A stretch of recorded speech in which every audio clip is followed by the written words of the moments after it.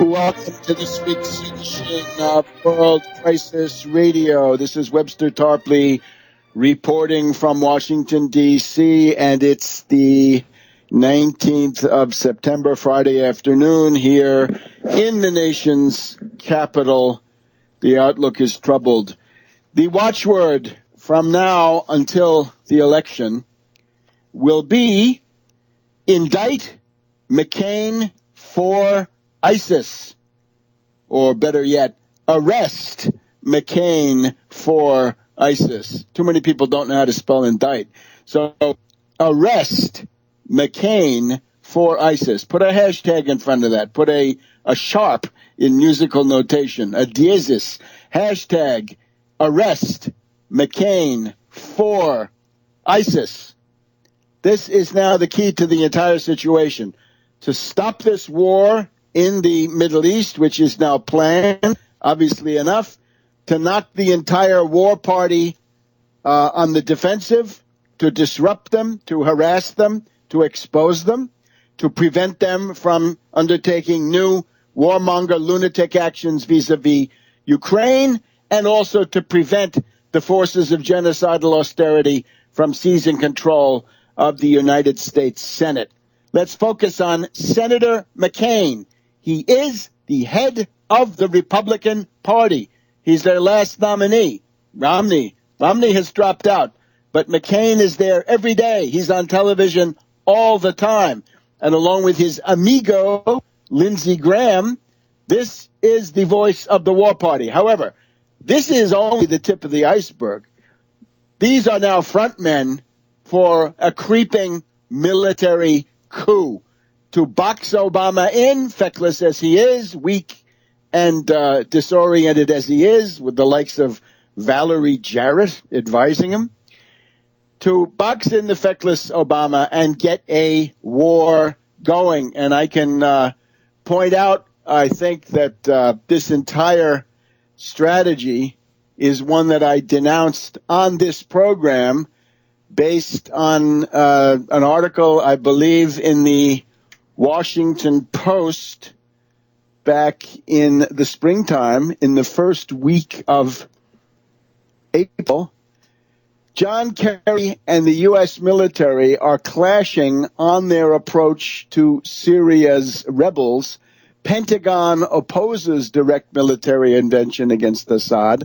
And what we found out there back then was that Kerry and Samantha Power were trying to overwhelm the resistance of General Dempsey, Obama's handpicked chief of the Joint Chiefs of Staff. Dempsey was saying no to military operations in Syria. In the past week, he says maybe. At that point, a defense official said if it weren't for the chairman Dempsey, you would be right back in Iraq or Afghanistan if it were left up to skull and bones John Kerry and or humanitarian bomber and passionaria of genocide Samantha Power. And the key word back then in April was searching for new options. Kerry has been huddling with retired generals David Petraeus, the main focus of Bonapartism in this country, David Petraeus and Jack Keane, Keane, the architects of the 2007 troop surge plan in Iraq. Those two generals have told Mr. Kerry they believe a military program to train and equip the Syrian rebels with limited strikes to weaken Assad could be effective, according to U.S. officials. Well, that is practically where we are right now.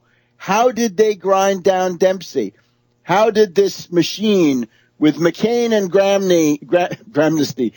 Graham up front, with Kerry and Samantha inside the administration, and Rice and others, and then also Petraeus and Jack Keane, General Keane, coming in from the world of the neocon think tanks, the Institute for the Study of War, the American Enterprise Institute, the Kagans, Kimberly Kagan, Kim Kagan, Frederick Kagan, and Donald Kagan, And, of course, Newland. So there is a clique. Is John McCain the front man for a coup, for a putsch? These are interesting questions. You'll remember in that movie, The 7 Days in May, there's a senator who was part of the camouflage apparatus. So here it goes. McCain and ISIS. He's the leader of the Republican Party and a former presidential candidate. And he meets with this Badri, Ibrahim Badri, also known as Baghdadi, the head of ISIS, also known as Caliph Ibrahim. Well, where do we get it? The principal source of the most recent bout, I think we can say, is my good friend Thierry Meyssan of the Voltaire Network, and his important article that appeared in the Voltaire Network on the 18th of August. On the 18th of August, it was McCain, the orchestrator of the Arab Spring, and someone who was part of that secret meeting in Cairo to launch the entire wave of destabilizations, but above all, the conductor, orchestrator of the Arab Spring, and the Caliph. And here we had that picture of the secret meeting in Idlib, Syria, back in April of 2013. John McCain with the heads of the Free Syrian Army. In the left foreground, Ibrahim Badri, that's Badri, Baghdadi, Caliph Ibrahim, same guy, and Brigadier General Salim Idris, at that point the titular head on paper of the Free Syrian Army. And if you look at this very interesting article on the Voltaire Net website by Meyssan, he's also got a wanted poster for that same guy. Badri had, as of October 2011, so years before Walnuts McCain met him, we've got Badri with a price on his head. Up to $10 million reward for Badri, and you can see it's the same guy. Don't kid me, it's the same guy meeting with McCain there in Idlib with this other gaggle of terrorists. So this has now come to the fore. As you will remember, last week, and I want to cite this so you remember where we are in the process, my particular headline last week for this broadcast: Stop GOP power grab in U.S. Senate by exposing McCain's material support for ISS cannibal caliphate. Okay?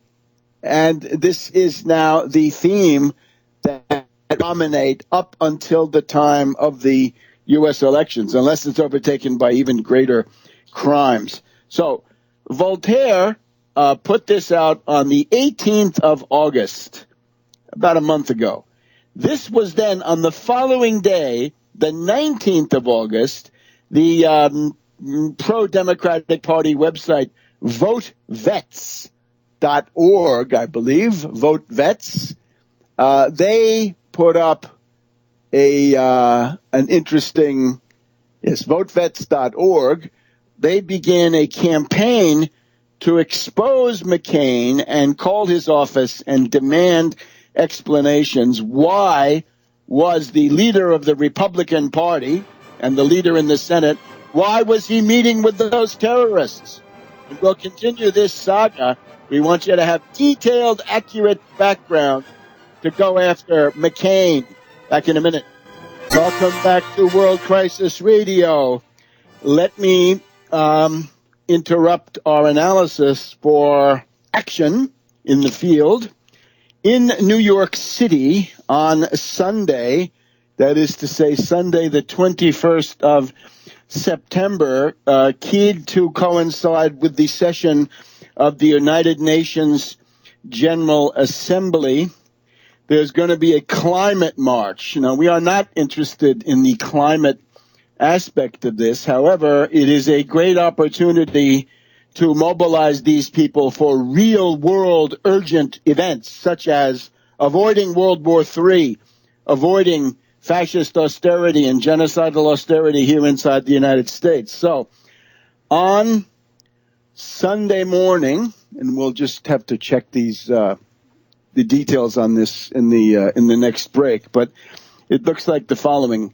I'm assuming now that march is on the Sunday, and the idea is you want to go to New York City, up on the Upper West Side, 77th Street and Central Park West. So it's north of the American Museum, Hayden Planetarium. 77th Street and Central Park West in the park, right? Not on the built up, not on the building side, but across there into the park. There is the gathering of some anti-war groups. I think Code Pink is one of them, but there are some others. We are going to gravitate towards that. The breakfast that they announce, they begin to gather at 8:30 a.m., but what you want to do for sure is to be there by 10 a.m., because they are then going to march down Central Park West towards Columbus Circle, and they are then going to merge into the larger so-called climate march. But this will be an island of anti-war, pro-peace, real-world activism in the middle of other people who are concerned with these various themes. So we want to try to reorient as many as possible towards the urgent question of avoiding World War III. You're going to find Chris Reith on the ground. Chris, a veteran organizer for the United Front Against Austerity and the Tax Wall Street Party, someone who has done yeoman service in helping Randy Credico. And he will be there with a sign that says, hashtag arrest McCain for ISIS. Hashtag AARRSMCCAIN, the Arabic number 4, and then capital ISIS, all one word.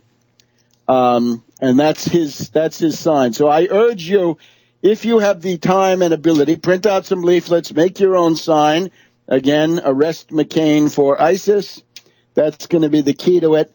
And use this as a sounding board, right? Connect the little wheel of our superior ideas, program, and strategy with the bigger numbers of this group, right? And give them something highly focused so that they can actually to change world history at this critical junction. So that's the 77th Street and Central Park West between 8:30 a.m. and 10 a.m. Sunday morning, and that's when they'll be gathering. So if you get a chance to go to that, we will be there, right? The climate march.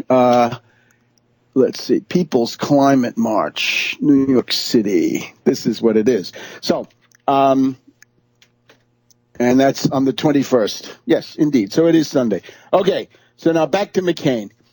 I said this interesting photograph now for the first time labeled with the identification of one of the participants as Badri Baghdadi Caliph Ibrahim appeared on the Voltaire Network on the 18th of August. Vote Vets then got into the act with their own parallel converging campaign on the 19th of August. So 18th of August, 19th of August.